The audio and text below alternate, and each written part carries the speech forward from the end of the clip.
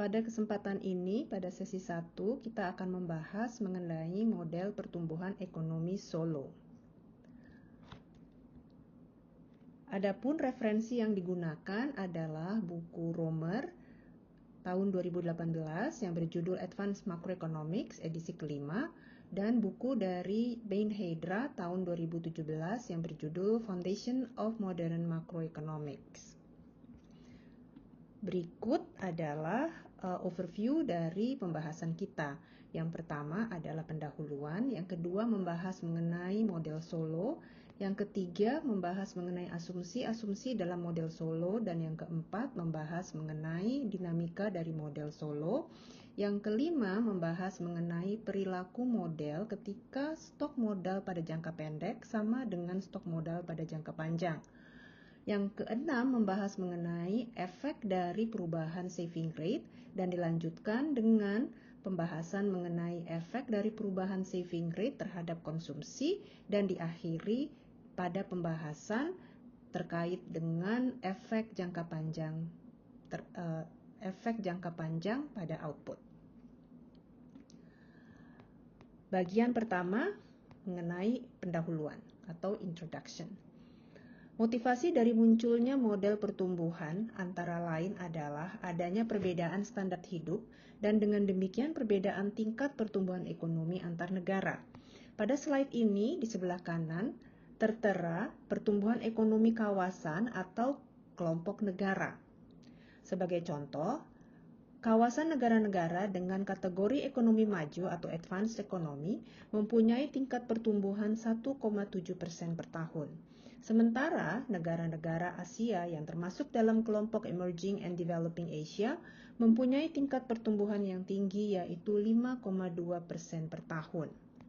Kawasan ASEAN mempunyai tingkat pertumbuhan ekonomi per tahun sebesar 4,5% dengan komposisi pertumbuhan ekonomi per negara yang bervariasi. Sebagai contoh, Filipina mempunyai tingkat pertumbuhan ekonomi tertinggi di ASEAN yaitu sebesar 6,2%, sementara Singapura yang notabene merupakan negara termaju di kawasan ASEAN justru mempunyai tingkat pertumbuhan ekonomi per tahun yang terendah yaitu sebesar 2,1%. Fakta ini menjadi menarik. Apakah negara-negara maju yang mempunyai tingkat modal, stok modal yang besar, cenderung mempunyai tingkat pertumbuhan ekonomi yang lebih rendah dibandingkan dengan negara-negara berkembang yang mempunyai stok modal terbatas? Pertanyaan inilah yang akan dijawab pada kesempatan kali ini. Slide berikut membahas mengenai model Solo. Basis dari model pertumbuhan ekonomi Solo adalah fungsi produksi sebagaimana ditunjukkan pada persamaan 1, di mana output Y pada periode T dipengaruhi oleh stok modal fisik K, tenaga kerja L, dan teknologi atau pengetahuan A. Teknologi atau pengetahuan A yang melekat pada tenaga kerja L dikenal dengan istilah effective labor atau labor augmented atau Harrod neutral sebagaimana ditunjukkan pada persamaan 1A. Teknologi atau pengetahuan A yang melekat pada modal fisik K dikenal dengan istilah augmented capital atau yang tertera pada persamaan 1B. Teknologi atau pengetahuan A yang melekat ke fungsi produksi Y dikenal dengan istilah Higgs neutral sebagaimana terlihat pada persamaan 1C. Persamaan 1D menunjukkan persamaan akumulasi modal fisik pada periode T, di mana perubahan stok modal fisik KT dot atau investasi merupakan selisih antara output Y dan konsumsi C dan depresiasi modal fisik delta KT. Tambahan stok modal fisik berhubungan positif dengan tabungan, yang mana merupakan selisih antara output Y dan konsumsi C. Dalam perekonomian tertutup diasumsikan tabungan S identik dengan investasi I. Tambahan modal fisik berhubungan negatif dengan depresiasi modal fisik. Semakin besar modal fisik terdepresiasi, semakin kecil tambahan stok modal fisiknya. Pada bagian berikut, kita akan membahas mengenai asumsi model pertumbuhan ekonomi Solo. Asumsi pertama, Fungsi produksi mempunyai bentuk constant return to scale atau yang biasa disebut dengan CRS. CRS adalah suatu kondisi di mana apabila faktor input L dan K secara proporsional dinaikkan sebesar lambda kali, misalkan lambda sama dengan 2, maka output Y juga akan meningkat sebesar lambda kali atau sebanyak 2 kali. Persamaan 2 menunjukkan fungsi produksi Cobb-Douglas dengan CRS. Hal ini ditunjukkan oleh share dari modal fisik alfa dan share dari modal dan share dari labor beta bila dijumlahkan sama dengan 1. Pembuktian fungsi produksi CRS dapat dilihat sebagai berikut.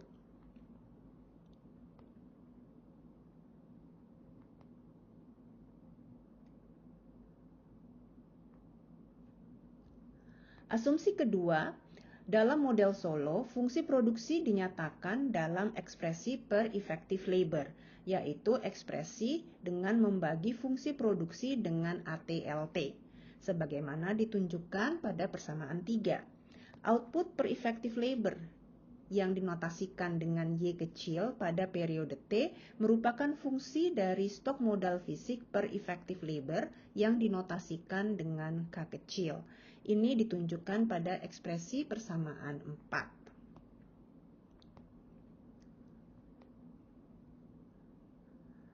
Asumsi ketiga, sifat dari fungsi produksi per effective labor. Sifat yang pertama, sifat fungsi produksi per effective labor apabila capital per effective labor atau K kecil sama dengan 0, maka output per effective labor Y kecil sama dengan 0 juga. Sifat yang kedua, marginal product of capital per effective labor pada periode T adalah positif atau dinotasikan dengan F aksen KT lebih besar dari 0, sebagaimana terlihat pada persamaan 5. Artinya, tambahan 1 unit capital per effective labor akan menambah output per effective labor.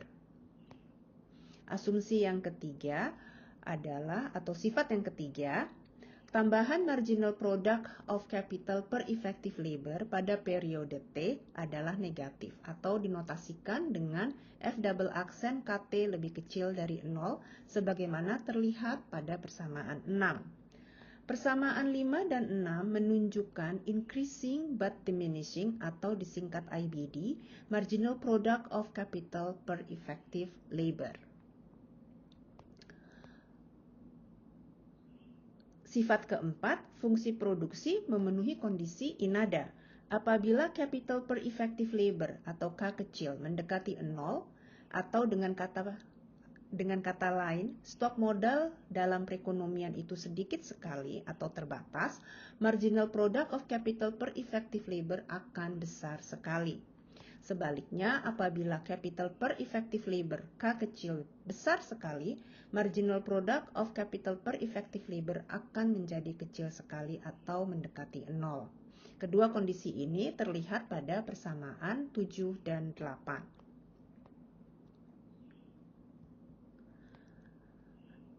Pada slide 10 ini, mari kita lihat figur 1. Pada titik origin, K kecil sama dengan 0 dan FK atau Y kecil sama dengan 0. Ketika capital per effective labor adalah 0, output per effective labor akan sama dengan 0. Dengan kata lain, bila tidak ada input modal dalam perekonomian, maka perekonomian tidak bisa menghasilkan output. Pada titik A, capital per effective labor adalah K1 kecil, dan output per effective labor adalah Y1 kecil. Pada titik B, capital per effective labor adalah K2, dan output per effective labor adalah Y2. Begitu juga pada titik C dan D. Yang perlu diperhatikan di sini adalah bagaimana tambahan capital per effective labor berpengaruh terhadap output per effective labor.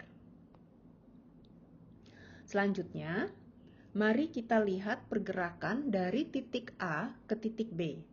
Tambahan capital per effective labor dari K1 ke K2 atau sebesar delta K1 memberi tambahan output per effective labor dari Y1 ke Y2.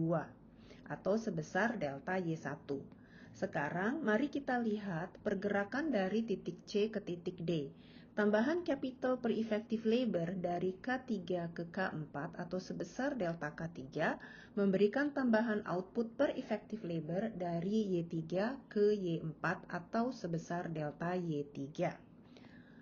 Dengan tambahan capital per effective labor yang sama, yaitu sebesar 1 unit, di mana delta K1 sama dengan delta K3, tambahan output per effective labor-nya mengecil, meskipun tambahannya masih positif. Ini terlihat bahwa delta Y3 itu lebih kecil daripada delta Y1. Pada figur 1 ini, terlihat konsep increasing but diminishing marginal product of capital per effective labor dan kondisi INADA. Selanjutnya, pada slide 11, model pertumbuhan Solow mengasumsikan bahwa pertumbuhan tenaga kerja adalah konstan sebesar N dan pertumbuhan teknologi atau pengetahuan konstan sebesar G. Derivasi tingkat pertumbuhan kedua variabel ini dapat dilihat pada persamaan 9 sampai dengan 16. Slide 12 mengajak kita untuk melakukan latihan singkat. Diketahui fungsi produksi COP12 adalah Constant Return to Scale atau CRS. Pertama, Anda diminta untuk mencari output per effective labor dan menentukan apakah sifat-sifat fungsi produksi berlaku. Yang kedua, dengan menggunakan fungsi produksi yang sama, Anda diminta untuk mencari output per labor dan menentukan apakah sifat-sifat fungsi produksi berlaku.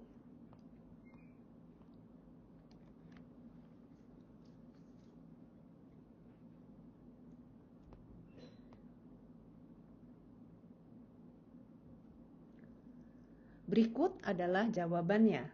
Apakah Anda sudah benar menjawabnya? Baik, bila sudah, mari kita lanjutkan pembahasan berikutnya pada video selanjutnya.